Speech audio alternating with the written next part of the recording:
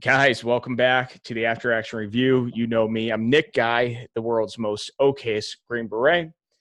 And since nobody likes talking to okay anythings, I have exceptional guests on the show, exceptional Green Berets, exceptional soft operators. So we're continuing the trend. We've got BK Actual. Yep, there he is. And he's a former pararescue jumper, former contractor, and current podcast savant. You guys can check out his podcast, the Superior Podcast. I listen to it on Spotify, but I'm sure it's on iTunes too. Yes, sir. It's World News with BK, correct? Yes, sir. There it is. Dude, thanks for coming on, man. Yeah, Nick, thanks for the invite, man. Really appreciate it. Absolutely. All right, so big news today. We're, literally right now as we're talking, like news is breaking of a possible short-range ballistic missile attack on Al-Assad Air Base in Al Anbar province in Iraq. We have the media just being, I don't even want to say negligent, because it's not negligent, it's by design, but they've lost their freaking minds, dude. So we're going to talk about that and your general thoughts on, God, just leftism today, the state of leftism, the state of woke vets on Twitter. We can go on. The woke vets, one of my favorite all-time topics. Dude, so we'll just take it away. All right, real quick. Iraq, man. News reports coming in. I personally have talked to somebody who's in Iraq right now who's currently sitting in a bunker. So there's at least some validity to the statements. We knew that Iran was going to retaliate. How, in what way, shape, or form it took was kind of unclear. I mean, are you at any way surprised by what's going on? No, I'm not surprised, Nick. And I'll tell you, if you listen to this last week's podcast, which I know many of you did, you would see that the insiders of the regime said there's no way we can let this pass without some kind of retaliation. And I actually played the clip of this University of Tehran professor. I don't have his name offhand, but he's been basically a spokesperson for the regime for a long time. And he said straight up to a British broadcaster, like, this is going to require retaliation. How could you not? And you had to know it was kind of coming. And I'm looking at the ABC News website right now. And yes, Nick, as you said, they have been confirmed. A U.S. official did confirm to ABC News that ballistic missiles have been fired, is what so they're calling them. These are not just little rockets here. Ballistic missiles have been fired from inside Iran. Again, also a key point, at multiple U.S. military facilities inside Iraq. And those facilities do include Erbil, which you and I are both very familiar with, in northern Iraq, and Al-Assad Air Base in western Iraq. And obviously, as you would suspect, the White House is monitoring these reports right now. So things are happening. But ballistic missiles, that seems to be a significant piece of this story right now. And that's like lunacy to me. It is. And I don't like, what do they have, a death wish? I mean, a lot of commentators, I was just on Twitter. I was just on the news right before you came on, and everybody's saying, oh, this is nothing new. And yeah, you're right. Iranian aggression has been going on for years, even in, between like OIF and where we are now. Like, they fired off these little unguided rockets via their proxies. But if we're seeing short range ballistic missiles, something that takes a little bit of knowledge to operate, and it's coming from Iran proper, I would say that I can't imagine many people would say, yeah, that's what we expected, an actual missile barrage from Iran. Yeah, it seems like the act of lunacy to me. I mean, honestly, all we need to do is have some guys at Nellis Air Force Base send a freaking crew of Reaper drones their way, and we could just turn those ballistic sites into rubble in like 3 seconds. So I don't know what they're thinking. I think this is just, honestly, I think they're just trying to save some face, because, for all this scary talk about Iran and the World War III and everything, they can't match us on the battlefield. Everybody knows that. Let's make this perfectly clear. There's no way. You know that as well as I do. All they can do is launch their little rockets and then cowardly plant their IEDs, and they go around. And that's what that guy Soleimani was doing. He was going all over the world, and he was training his little bands of minions how to make IEDs, EFPs, and whatever you want, roadside bombs, and targeting people that way. And that's all they can do. And so I was never, this whole talk of World War III, I thought was a joke. And further, Nick, let's not forget Iran's vast domestic difficulties. Not only are they undergoing a crippling economic sanctions right now, they just had to kill 1,500 of their own citizens just to stop a fuel protest. I mean, my God. And you know what? I got to hand it to the Iranians. And I've said this several times on the podcast. All these protests that we see, not only in the Middle East, but South America, Chile, I've mentioned quite a bit. I got to hand it to these people. A gasoline goes up 10 cents a gallon, and those people are out there like burning down buildings and shit. You know, what are we doing in America? We don't do jack shit. We bend over and we take it. We just take it. We just take it all the time. They go crazy. Lebanon, they go nuts. Like, so I'm like, you know, it is impressive.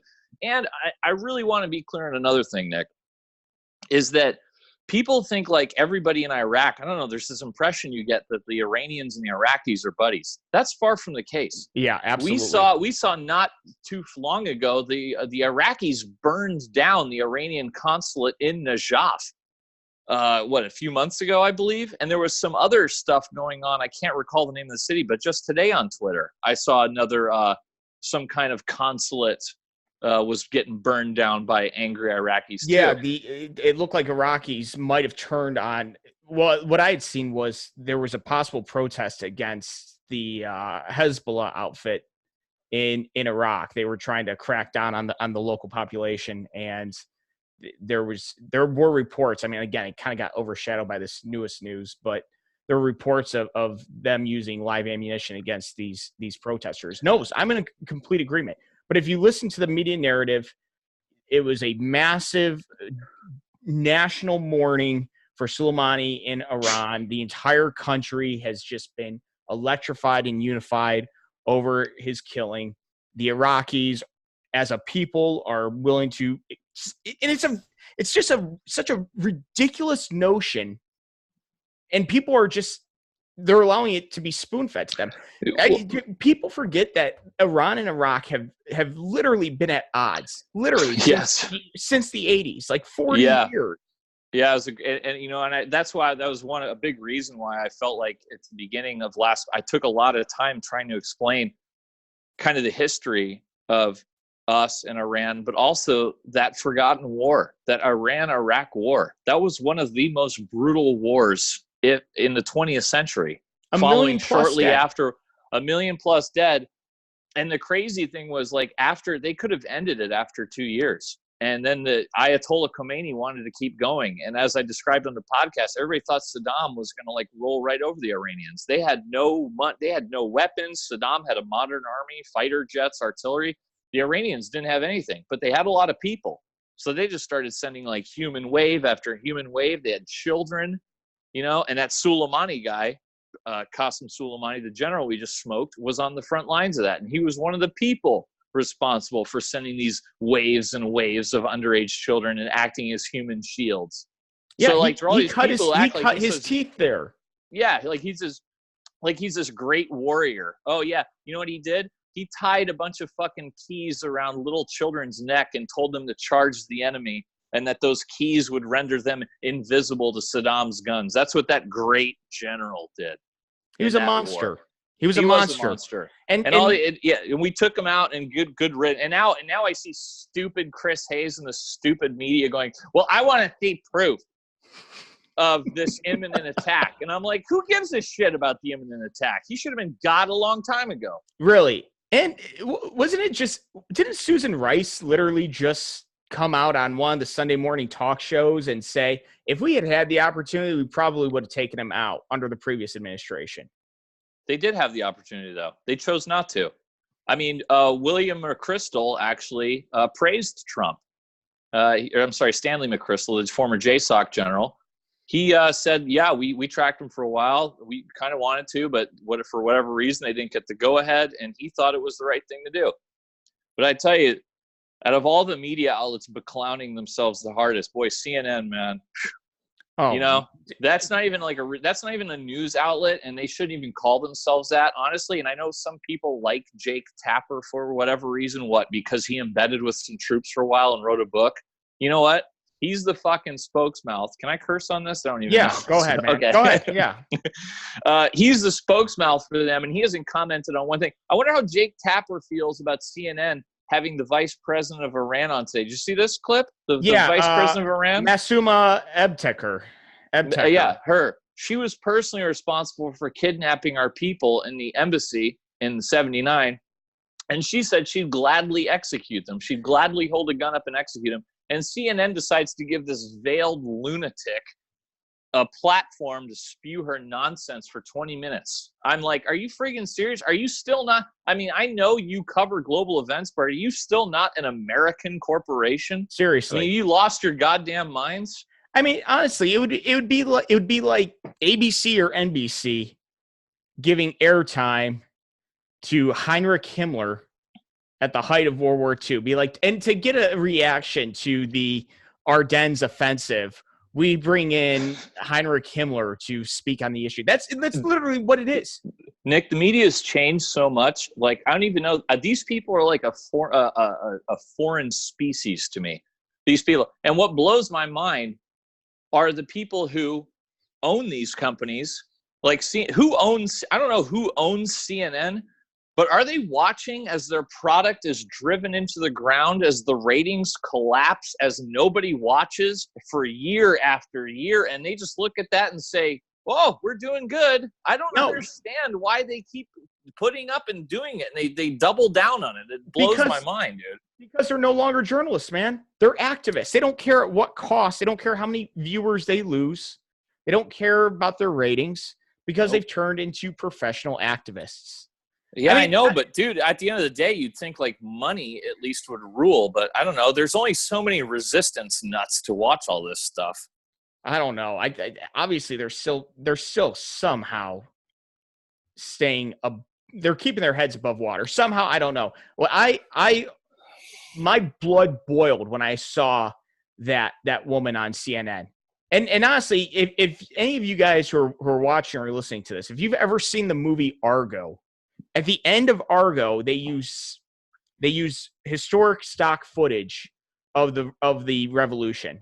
And in that footage, there is a young, veiled, college-aged woman, and she's talking about how, given the go-ahead by the Ayatollah, she would gun down 52 American hostages herself. That's that woman that CNN gave 20 minutes of. That's her. That is unacceptable. It's sickening. And I just feel, indirect fire is the worst thing in the world to be under. And I'm like, I got a lot of, I'm thinking about all of our friends over there right now who I'm sure are in those bunkers. And it's just the worst feeling in the world because, those alarms are going off. You hear shit blowing up and you're just sitting there wondering like, damn, dude, I hope the next one isn't right on top of my head because this bunker might not be enough. And it's really, really scary. I've been in it and it's no joke. It's the worst because at least with an enemy who's shooting at you, you can kind of see it, and you can kind of maybe do something about it. Indirect fire. You can't do shit. You just got to sit there and hope it's not your day. So it's a scary, scary thing. So I'm thinking about all of our guys over there right now. I know I got a lot of friends. I'm sure you do too over there right now, Nick. Yeah, let's we'll hope that right now everything is so fluid and people are all over social media trying to get their clicks and their likes, and they're saying some crazy. Gotta get those likes. They're saying some crazy shit that's totally unfounded and unconfirmed. But some of the things that they're saying, I hope they're just dead wrong because it's if some of these things are true, it's not good, and I'll be very interested to see how the United States responds, because this was in my opinion, this was an asymmetric response.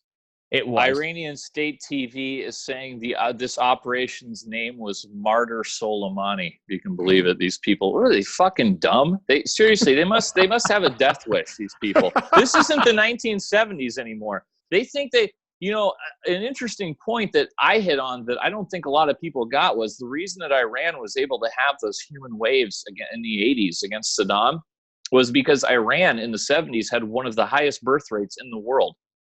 Now that is completely collapsed, and they actually have one of the lower birth rates in the world. So that shit isn't going to work anymore. No. So I don't know what they're thinking. And again, like on top of it, you talk to plenty of Iranian Americans. Most Iranian Americans are here for a reason. Yes. They're here because they had to flee a dictatorship, a secret police, or whatever. I noted the New York Times. I know a lot of guys like to bash on the New York Times, but the New York Times noted that one of the aircraft carriers in that area actually has an Iranian American commander whose parents fled the Ayatollah and the secret police and the regime. So they hate those people. So if they're looking to try to get sympathy from Iranian Americans, I really doubt that's going to happen. I've never spoken to an Iranian American who's ever had any sort of warm feelings towards the revolution on a whole. I mean, most of them will talk about the time their parents were like, maybe not your age, but my age, pre-revolution.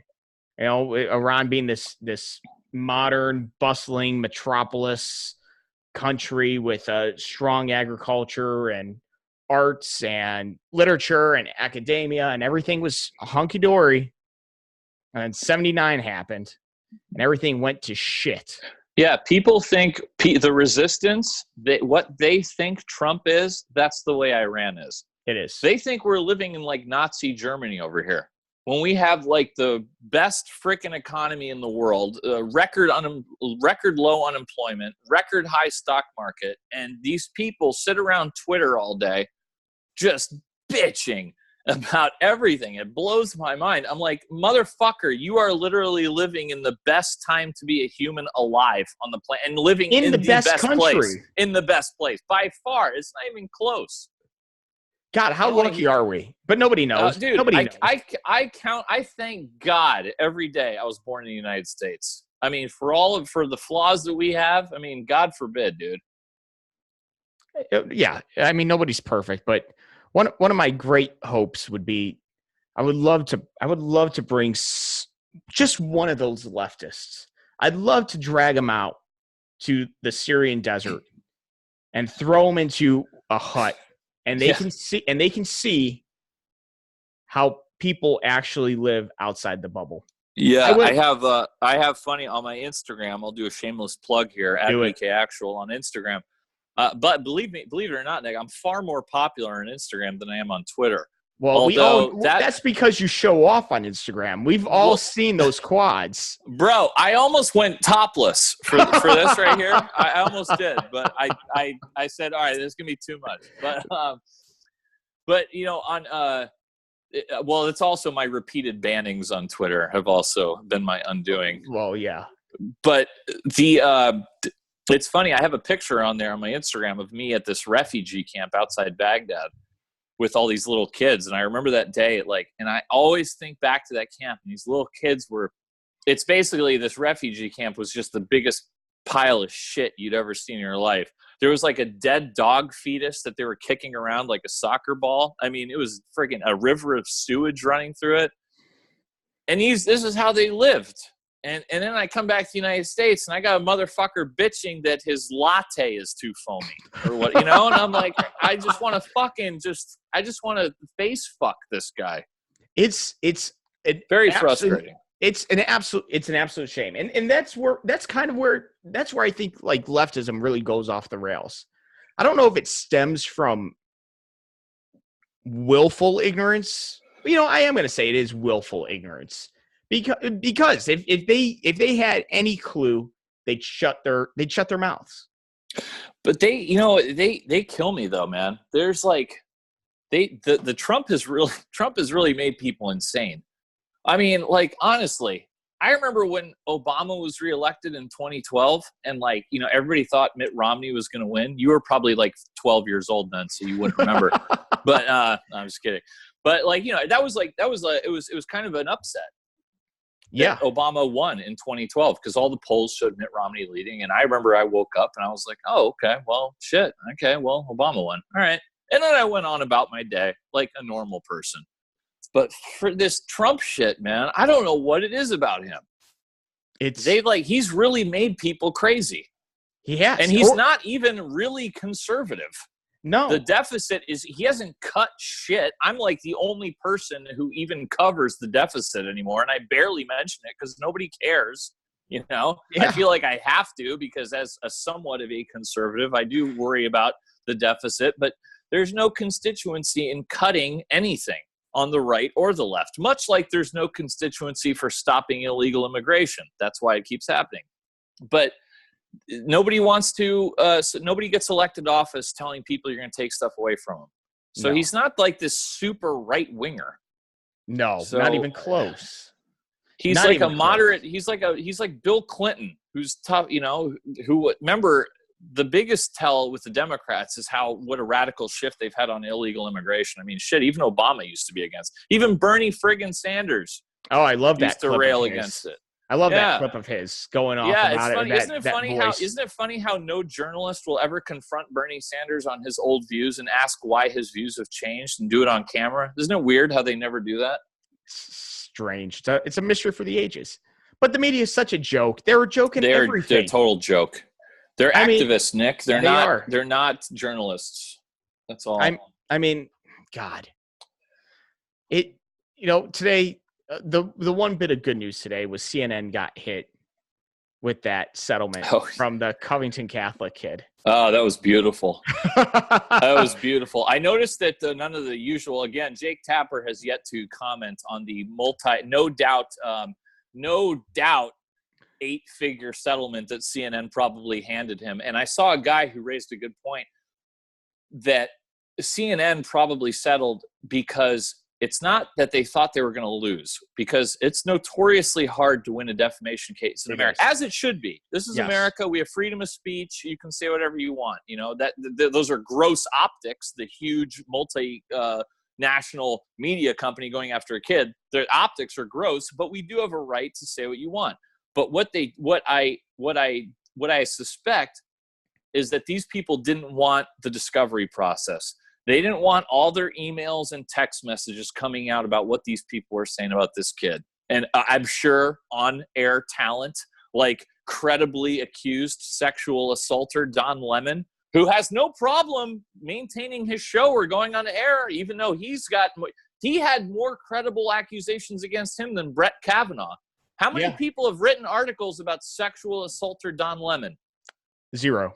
Yeah, that's right. And he still has a prominent place in history. I can tell you this one, Nick.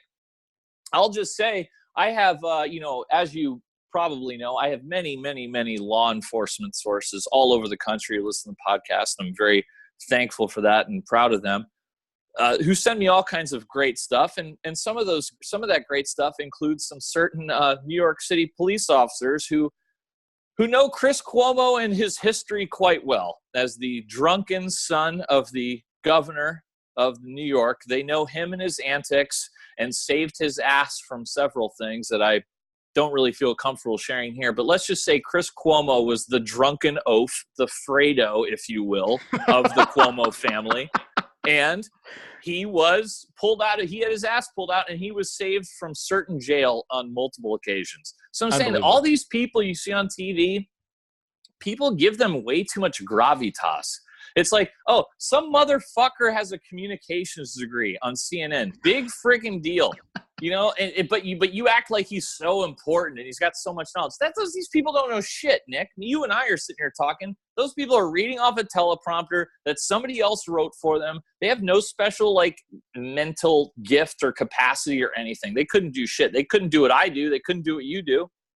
No, it's an absolute clown show.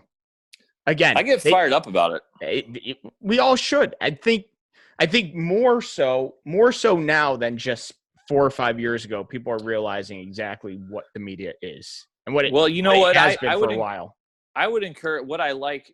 Part of the reason I think I enjoyed writing and podcasting. I started writing and I got into podcasting, is because I always want to own the libs in their own arena. So whether it's being in journalism or being in media at all, I I think I can always do better than they can, and I enjoy putting them in their place. And academia is the same way. Like when I went to college, I wanted to be way smarter than them, so I was, and I did way better than them. And then, you know what I'm saying? Like I always wanted to be the best, no matter what arena it was. So I particularly enjoy podcasting because I like to do much, much better. And the podcast has been blowing up. It's going crazy. And I like doing I like doing better than I see all these like national media conglomerates that have these like podcasts. Bro, my shit gets like 50 times their audience. And I'm some guy who started it in an armored vehicle sitting in a desert in Iraq. That's how that was episode number 1. Really? But that was episode number 1. I held my iPhone up to my mouth and I recorded it like this. It's still on there. Man, I'm going to have to go back and listen to that.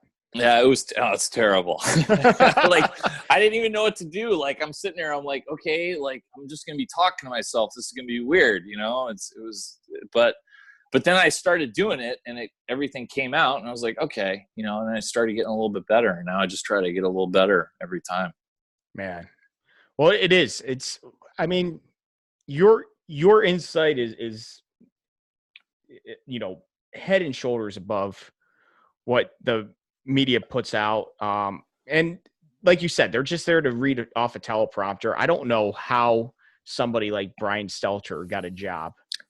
Dude, honestly, I thought the exact same thing. I looked up his Wikipedia bio. I'm like, whose dick did this dude suck to get this job? I have no idea. Nobody watches his show either. Like his ratings are horrible. He's not. I mean, let's be honest, Nick. To be on TV, generally, you have to be like have a great rack. You're gonna want the great legs, the hot dude, the good hair, something. I mean, look at that fucking guy, dude. He's got nothing. He's disgusting. He's the epitome of the soft, cucky, fucking modern male, dude. And I'm just like looking at him like, what TV guy? When that dude walks into his office, says, "Oh yeah, this is the fucking guy." Who, you know what I'm saying? Like, who fucking does that? That's why I want to know who are the executives running these fucking shows. It's staggering. He's also very self-conscious. He's got very thin skin. One of the greatest people on Twitter is a guy named Jay Malik, and he's been banned probably no less than 12 or 13 times. But the most recent, honestly, Jeez, and and he's like, he embraces. Oh, I know. I do know who that is. Yeah, I do know he embraces the fact that he looks like a terrorist. Yeah, I do know it. He is funny. He's like this conservative dude, but he kind of has friends across the spectrum. But he can't stand Brian Stelter. And for about 2 weeks, I don't know, maybe like in early December or late November, he just responded with the line, "You're a little bitch clown," to everything that Stelter put out until he was finally banned, man. So, I mean, he's got some incredibly thin skin. I don't get it. The fact that his network is an absolute – it's a disgrace, man. I mean, God – 60, 70 years ago, like being a newsman, that was like an honorable profession. Like you brought the news to America. Like that was everybody trusted them. It's a disaster now. It's a disaster.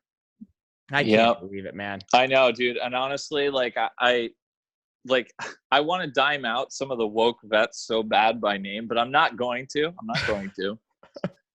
But there's like I look at these, I scan the usual suspects, and it's amazing. You know what's amazing to me is when I started with the woke vets, I never started like by saying I was not that guy who's like fuck you dude or anything like that. I honestly would like grill them on stupid shit they'd say.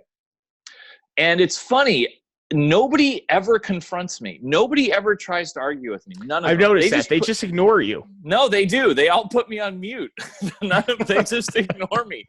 Like I very, very rarely have I confronted one of them with something stupid they said and have them try to prove their point because I don't know if, I guess they just can't handle that sort of confrontation. Like, okay, well, you said that big talk. What you sound like a fucking imbecile.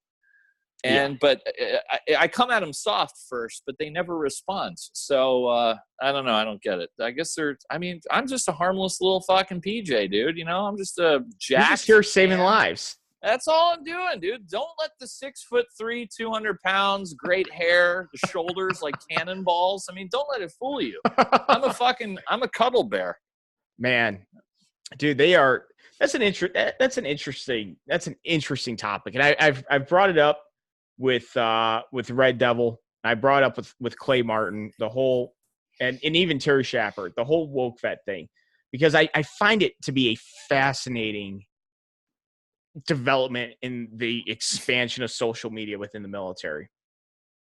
I'm going to say this, and feel free to correct me if you disagree, but I would say, I'm not going to say a plurality, but a majority of those in the military lean right. I would say so. I mean, I would say definitely combat arms for sure. Exactly. And then I would argue that the closer to the tip of the spear you get, the further right that service member is 100% is going to be. Yes. With a few exceptions. There are a few special forces officers who are fairly left leaning, and which it shocks me. It really does. But with the advent of like Twitter and things like that, and some of these accounts, man, they are huge. Some of these accounts command tens of thousands of followers with important people, policymakers, journalists, general officers follow these people. And they're either junior NCOs or they're junior officers who don't know shit about how the military in a whole works, how things like ground truths are going to affect policies within the branch, and they just start running their mouth. They come up with all these stupid ideas, and they have this massive clout. And then all the important people whose job it is to craft policy are listening to them. How does that happen? I know what you're saying. I would caveat a little bit on how much clout they actually have. Okay. Yes, they have a lot of followers on Twitter. I'm not sure if that translates into clout, but fair enough. Dude, I've talked about this with Jack Murphy, my good friend Jack Murphy, many times. I was like, dude, I would love to run an experiment sometime. I was thinking about setting up a separate Twitter account as a woke vet, just as like a social experiment, to see. And I bet you anything, I could get tens of thousands of followers within like a month. Because like especially if you're like a combat vet, if you want to get a lot of followers, all you have to do is be woke. Oh my God, dude. The resistance will fucking jizz themselves like all over you. You just have to start off every tweet as a combat vet. That's right. Yeah. And like I see these guys, I'm like, bro, you're really throwing around that term combat vet a little loosely. Okay. I mean, I'm not sure that fucking going to the chow hall at the DFAC in fucking Kandahar is a combat vet on a stopover on your way somewhere else. You know what I'm saying? Come on. I mean, I don't know. And it's fun. And those generals, man, how did we get these woke generals is what, all those woke generals blocked me. A lot of them blocked me. Really? Yeah. A lot of them blocked me. And I'm like, are you fucking kidding me? These generals, all they do is sit around. All they do is sit around tweeting about Trump. That's all they do.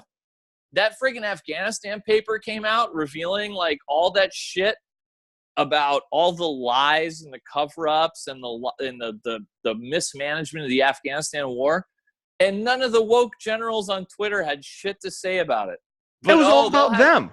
But they'll try to own Drumpf though if they can all day long. It's unbelievable. I mean, was that just was that the product of the previous administration? Getting a star on your shoulder, you have to be a bit of a politician and swim those political waters. Yep. Did we just see a total pussification of the general officer corps because was it they started to suck up to the current administration, or did the previous administration weed out any undesirables? I mean, dude, I don't know. I don't know where it happened, man. I honestly don't. I think like I just remember one of my I remember very well when Obama was still president, and I still remember this because I wrote about it extensively. I remember the Marine Corps out here when Obama was determined to put women in the infantry, and the Marine Corps ran this experiment out here. They did a 9-month experiment where it was super detailed, and they had integrated platoons of Marines with females and males, and they had non-integrated platoons of Marines. And they studied that shit for 9 months, dude. Millions of dollars worth of study went into this, right? And the study concluded indisputably that the all-male units outperformed the all-female units, like, on every level. And this then Secretary of the Navy, Ray Mabus, probably the worst Secretary of Navy in the history of the United States, took one look at that multi-million-dollar study and he threw it right into the shitter. And he said, well, we're doing it anyway. You know, that was the social justice warrior mentality cannot be underestimated here, because that was the order from the top down, and there's still a lot of that left over. And these guys really think that that is the way to get ahead. The more woke you are, the more. And the transgender military shit was the other one that I get into. And that's where a lot of the journalists really disappointed me, because I kept hammering them. They were yelling about Trump doing it. And I'm like, do you guys have any idea how long it takes for someone to recover from her transgender sex reassignment surgery? Do you know how long you're rendered non-deployable from a sex reassignment surgery or from taking over? Do you know any of this? No, you don't? Well, maybe you could fucking find out. I don't know. It might be relevant. But do your job as a journalist. How woke you are, yeah. Well, I mean, if you're woke enough, you might get a job as a CNN commentator, like Mark. Well, that's why the woke vets all tweeted out their enthusiastic support for the military being in the business of having transgender troops.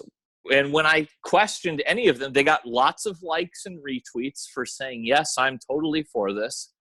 And I started asking them tough questions, and not one of them responded to me. I'm like, and I have it. I wasn't really comfortable putting this out because I can't prove it, but I'll just say, since we're just talking here and it's not like an official thing. Yep. I did hear that when they were still doing hormone therapy for troops transitioning under Obama, that you were rendered non-deployable for 2 years automatically going on that hormone therapy. Yeah, 2 years.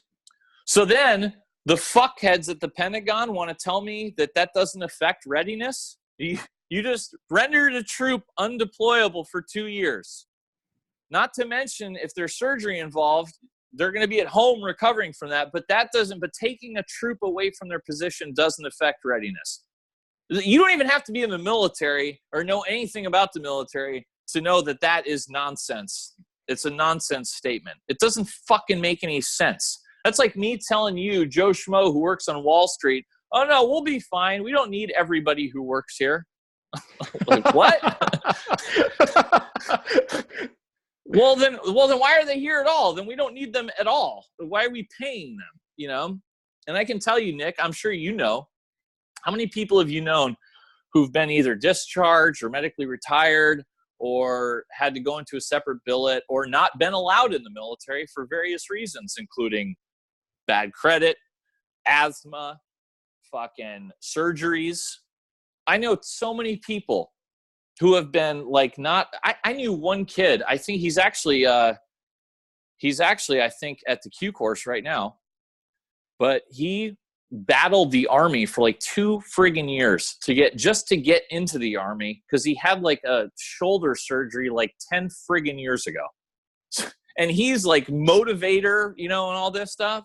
So I'm like, okay, so that's you're going to spend 2 years denying this kid, but some troop comes to you and is like, hey, I decided now I'm a woman and I want to have the most brutal surgery known to mankind and stay at home for 6 months to recuperate. That's cool, right? And everybody's like, yes, that's cool. It's just ridiculous. But nobody has the nuts to even like ask these questions. Well, that's because it's verbal violence to suggest that the military is not an equal opportunity employer. And we saw this. They are not. They aren't No. an equal opportunity employer. No. You can't be obese or have asthma or No. have cancer. You can't do any of that. It is a slippery slope, because if some kid who is morbidly obese, he's got it in his little heart, he wants to serve, but he doesn't have enough in his little heart to lose the weight. And if he wants to join the military, what if he points to it, say, oh, well, you can have somebody that's non-deployable for 2 years. Get me in the military and give me 2 years to get in shape. I mean, that's the definition of a slippery slope. Yeah, I mean, I'm not going to do that. The military it's not a petri dish for social experimentation. It's not a petri dish for social justice. It is not an equal opportunity employer. And it boggles my mind that that's where we are today. I mean, well, and God, just for you asking those questions, that's not you saying, wow, I hate transgendered people. That's you saying, hold on, there are legitimate concerns regarding the readiness of a military that just allows people to take 2 years to recuperate. Far from it. And actually, it's funny. I last week's podcast, I actually received a letter from one of my transgender listeners, and I thought there was only the one, but then somebody hit me up on DM and said, by the way, you have more than one. So I was like, okay, roger that. But they sent me such a nice note saying that they agreed with me a lot about it, and that it's no joke going through that, and that this particular person was exposed to it and kind of I wouldn't say forced into it, but the ideology was such that this person felt like they had to go down this transition road, and then now has some regrets, but it's too late, because the surgery happened, and that's all I've ever been saying. I'm like, hey, you know what? Fuck, man, this is America. You want to fucking put on a dress and do whatever you want, go to it. If you want to be in the military, fine. And if after work you want to go put on a dress and go to a fucking gay bar and get fucking bored out by two dudes in fucking leather suspenders, fucking it's good America, on you, man. bro. It's America. Show back up to work the next day and don't fucking need 6 months off to go get a surgery. But I would say, because I've talked about this issue a lot, I would say to him, like, look, dude, I have no doubt what's going on inside your head is all kinds of shit. I would say do whatever you can to make yourself happy. I would not advise surgery, because once that's done, you can't take it back. But if you really felt the need to do it, I don't want my tax money going to it. That's been my position for many, many years. Also a fair point. I don't want my tax money going to a lot of things. No, it shouldn't go to any elective surgery. Should not be happening. I don't. That's on you. It's not my tax money. And don't tell. And the other thing I resent about the whole movement, like, again, I have no problem with people themselves. I resent them with the pronouns and the language policing. It's like, fuck you, dude. Don't tell me what to fucking say, or you're fucking call yourself they. I don't want to hear that shit. I will use pronouns on a case-by-case basis. The fucking activists, they don't fucking get pronouns. I hate them. Okay? My awesome podcast listeners, they get pronouns. There you go. It. I'm done with it. I love it. Those are good rules to live by. They are. Somebody just sent me a very cryptic DM, Nick. What's that? They said, yo, Nick Guy was in my company. Ask him what fuel goes in generators. Oh, man. Wow. He really just put me on blast. It was. Did I put you on blast? I'm sorry. No. I know exactly who that is. Oh, do you? Oh man, God, it's one of those stories, like, everybody has like that one huge screw up in their military career. That was mine. I have one of those. Oh, did you? Did you put unleaded in the fucking diesel? No, so I was unfamiliar with how these 25K generators worked. And chores around the base, man. It has to get rotated, dude. Well, I'm unfamiliar with this. It's dark as shit outside. We'd just come back from doing a 5-day stint out at this little outpost where we're basically running counter-Iranian ops. We're denying movement along this MSR that Iran was running weapons to Hezbollah. And so we had this little cop we're running thin skin GMVs, so no AC. We just bake out there for 5 days eating MREs. Ugh. It's just miserable. It's a miserable time. We get back. It's my turn to fill the generator. All right. Can't be too difficult. Wrong. So what I did was I put diesel in the oil reserve or the oil reservoir. The caps were right there. I chose wrong. It was dark. I was tired. And I totally ruined a $45,000 piece of equipment. Oh, that's a field loss, though, baby. That's a field loss. That doesn't even count. It's not like I crashed a tank or I smoked the wrong dude. I put the fuel in the wrong hole. Yeah, dude, I almost we've all screwed up. Like I was brand new out of school, and I just graduated, and we were going out with the team, and we were in the desert in Arizona, and we're doing night infill, exfil training, like all the Huya, fast rope, all that shit. So like it was a pitch black night, right? So the first go around, I did what I vowed I would never do, which is I went off the fast rope, still clipped into the bird, the classic move. So I'm dangling now. I'm on the fast rope, and now my fucking head is at the deck level of the Black Hawk, and I'm like, and I'm stuck there, right? So then, like a total idiot, I've got like a pelican hook attached to my waist. So I pop the pelican hook, and I just go screaming down this fast rope like crazy. So no worries. I didn't break any legs or anything. The birds land, pick me up. We're gonna do more stuff. So now we're gonna do some rappelling out of the helicopter. Cool commando share, right? Yeah.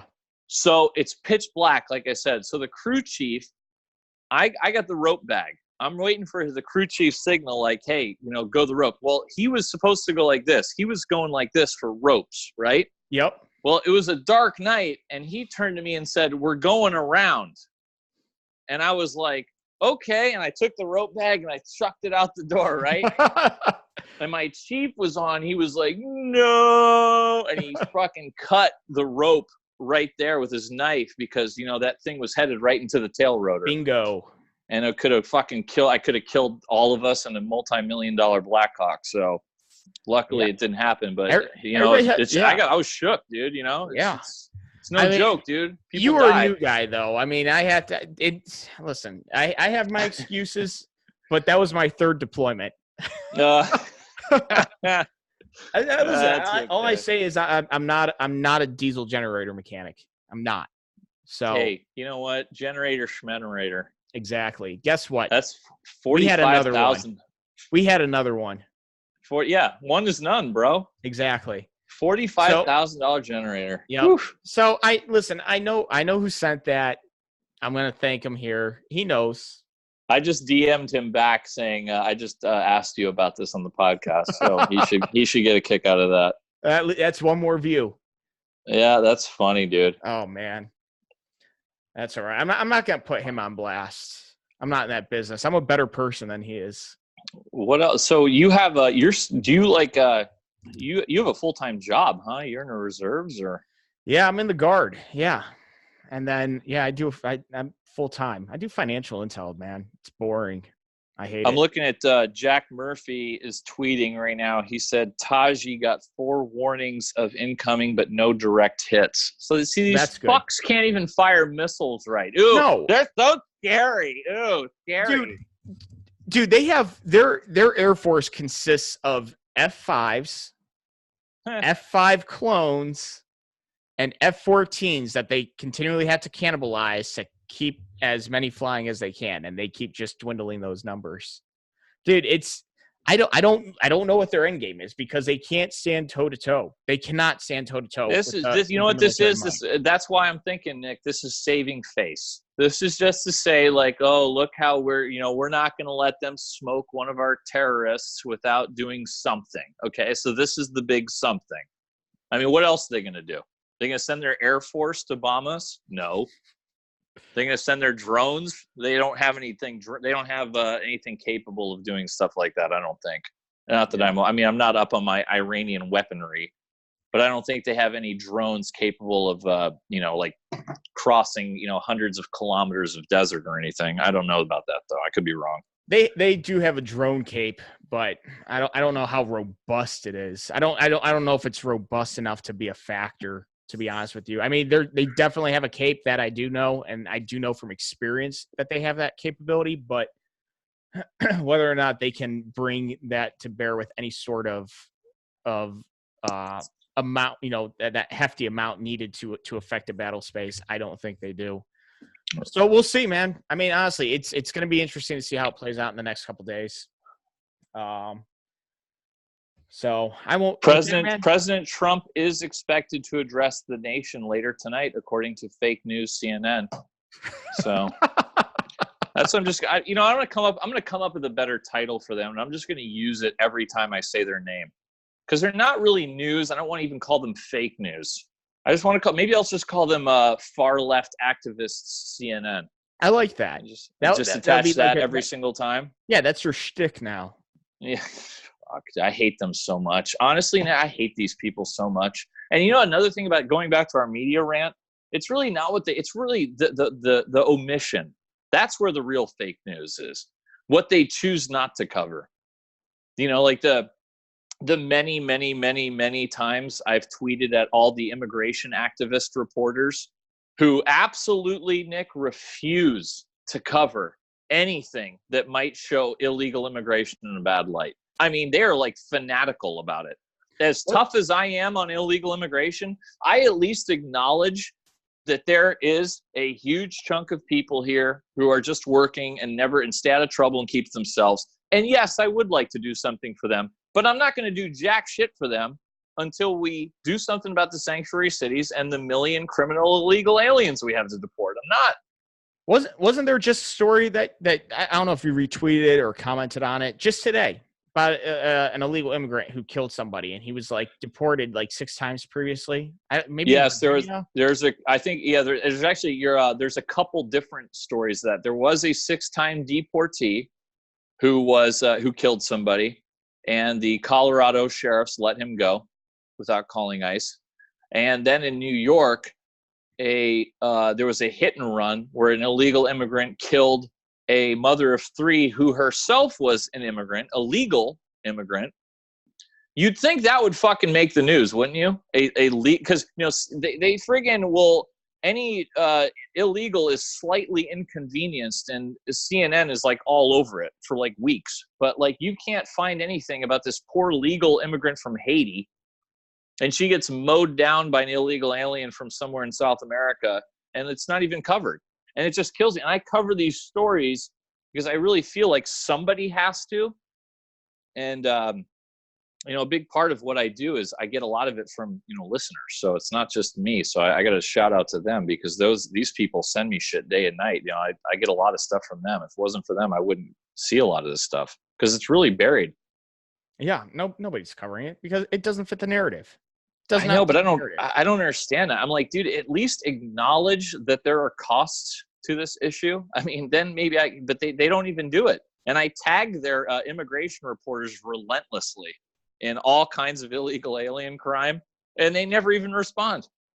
I'm like, oh, did you see this? But they'll tweet 50 fucking times about our border patrol trying desperately to save some, girl who tragically dies because her stupid parents drag them 1,000 miles through the desert, and then the border patrol is then portrayed as like these heartless killers.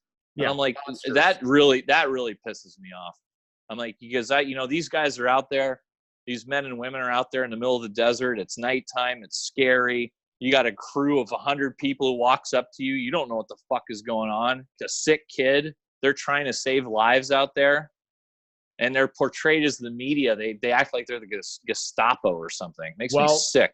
Well, if you're going to run the narrative that there are literal concentration camps, and it's not just the media, we have freaking elected members of Congress who are portraying detention centers as actual concentration camps. In order to make that narrative work, you need to create a monster that resembles the Gestapo. So that's not surprising.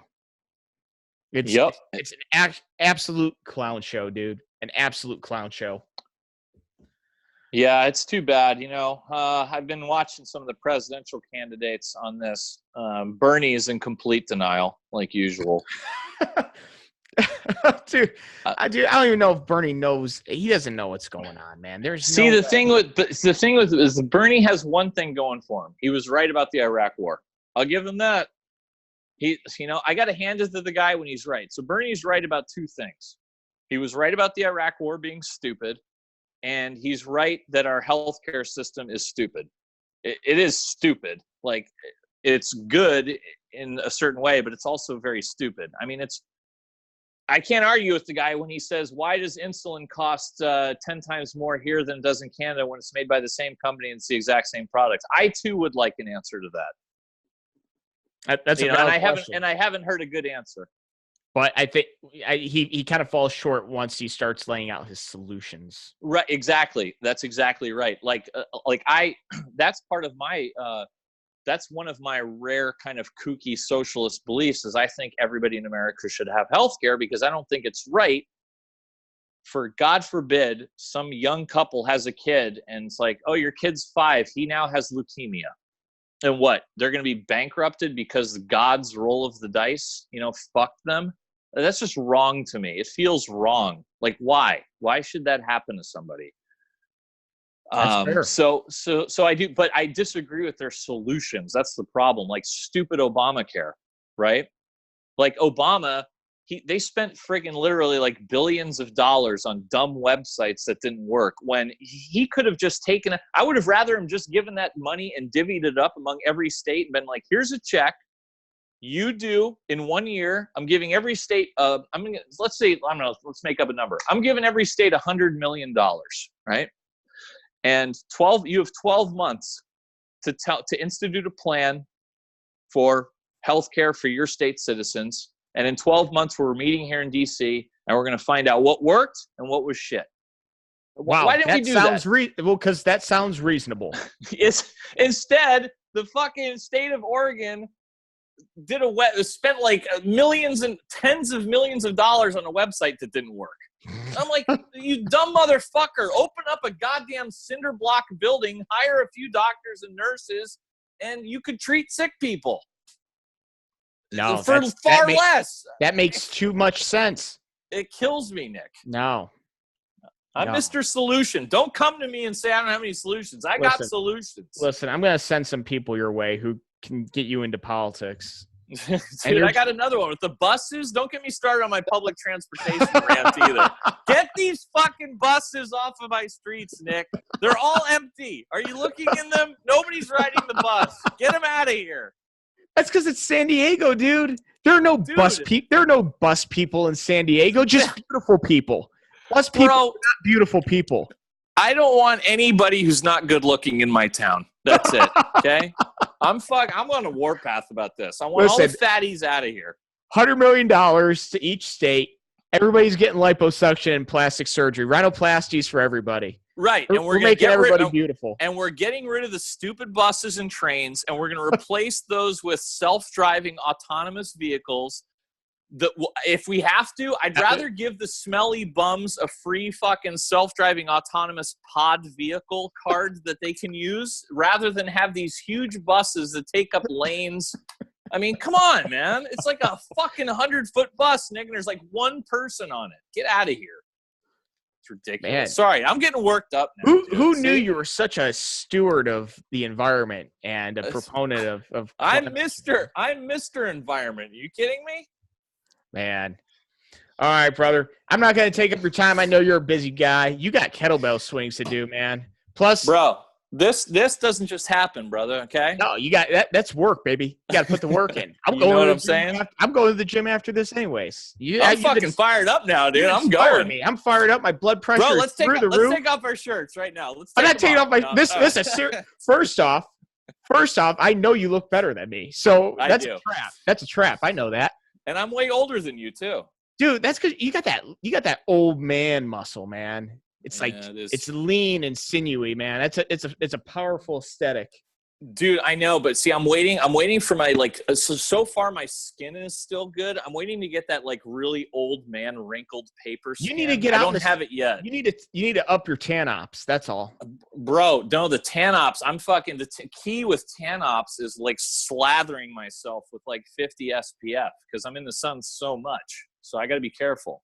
I don't know. Maybe cut it down to 30. I'm not saying like saute yourself, but up the tan ops. You'll get that. Are you your pasty ass gonna fucking lecture me on fucking tan ops? First off, yes, because when I tan up right. I do. Right on, man. I'm in Ohio, man. It's January in Ohio. Yeah. I want everybody to know that this was our first conversation we ever had too, by the way. We've never talked before this podcast happened. Oh, FYI. Man. Well, I hope that was fun, man. Oh, dude, it was so much fun. All right, hold on. Since you are a podcaster, it reminded me. I have this dude on Twitter, buddy of mine on Twitter. His name's Dead Plate. One, he wanted a freaking shout out, so I'm giving him a shout out. Yes, I know Dead Plate. Yeah. But two, he's been riding my ass about saying like and subscribe this video, and if you're listening to it on iTunes and Spotify, subscribe, leave a freaking rating, a 5-star rating, because I never say it because I never know how to say it without sounding weird, because I basically, this is a show for me and my friends just to shoot the shit. So, but I'm saying it right now for Dead Plate, so he gets off my ass. Okay, and that's a good point, because that will actually allow me to also say, everybody go onto iTunes, World News with BK, leave me a review, because I have to fucking keep my more reviews than this fuckface woke vet who has a podcast which is terrible, and mine's much better. But I have many more reviews than him, and I want to keep it that way. Perfect. So keep it up. Absolutely. God, and those are a dime a dozen, man. Those woke vet podcasts, they are. I know. That's what I'm saying. They're everywhere. I know. All right, brother. All right, man. Thanks for having me on, man. I really had fun. Man. Okay, Take it man. easy. Later. Later.